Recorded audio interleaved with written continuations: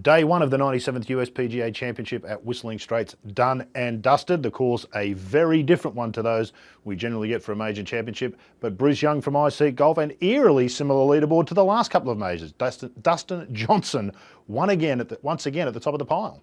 Yeah, done and dusted. That is that a play on words, Rod? Good morning to you. Yes, Dustin Johnson, as we saw at the Open Championship, leading after the first round, and an eerily similar leaderboard in some respects, because David Lingmerth, of course, opened with 29 at St Andrews. Eventually finished 74th, and Dustin Johnson eventually finished 48th. But they've made fabulous starts, and Dustin Johnson, of course, is probably looking to atone for that 2010 disaster where he was penalised on the final hole, which cost him a place in the playoff and cost him a chance to win his first major championship. May it be this week? I think there are a lot of people that are hoping for that.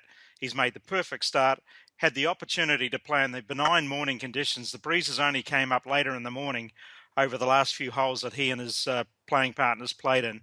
But either way, you look at it, it's a very, very good start for Dustin Johnson. Indeed, one of his playing partners, of course, Bruce Young, Jason Day. Jason right there at the US Open, right there again at the Open Championship, right there again this week at the PGA. He too played well here in 2010. He did. It was just his second ever major championship when he played the PGA Championship in 2010.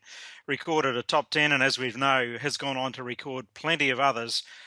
He's in great form at the moment. A near miss at the Open Championship, an outstanding tournament, really, at the US Open when you consider the issues that he was facing. And then, of course, his win in Canada. He came here with a lot of confidence, with, I guess, some familiarity with the golf course, and he turned it into an opening round of 68. And he, along with Matt Jones, lead the Australians. But you get the feeling that Jason Day, and I know the pressure's probably continuing to mount on him to break through and win that first major championship. But at some stage, given the amount of opportunities that he's giving himself, Rod, it's got to happen. And if it was this week, I don't think anybody would be surprised, and we'd all be very delighted. And of course, it's not that he's thrown them away, Bruce. He's been right there, but has just been outplayed by somebody on the day. So there's no scar tissue in that sense. Plenty of players lurking, Bruce, but the one that really stands out to me after this first round, Justin Rose at 3 under. Probably not talked about as much as you might expect, but a player like Day who's been in terrific form. He has been in terrific form. I don't necessarily fancy his chances of winning. He hasn't always played well on link style layouts, funnily enough, despite the fact that he is such a well, he is a British golfer. I know he's South African, but he was essentially raised in Britain and had that very good finish at the Open Championship as an amateur. But overall, his statistics on these style of layouts isn't particularly good, but he is in very good form at the moment, and that's flowed through to this morning. He's had obviously a very good morning round, had the better of the conditions this morning. We'll see how it all pans out tomorrow. But he was one of the considerations prior to the event. But as you said, to some extent, he's flown under the radar a little bit. Yeah, of course, Bruce. Most of the Australians were out in the afternoon. The conditions were more difficult. I think John Sender managed to get it in under par, but for the rest, it was a struggle. It was a pretty good round from John Senden, Rod. A 1 under par round of 71. He bogeyed the last. A lot of people did.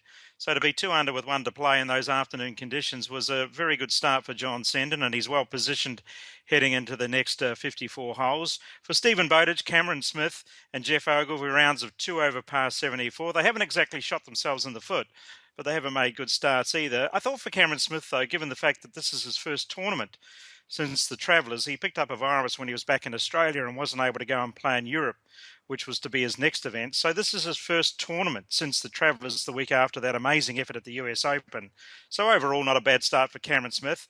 And I guess really the disappointment from the Australian contingent were the performances of Mark Leishman and Adam Scott. We understand from Ben Everill that there's a bit of an issue with the back of Mark Leishman.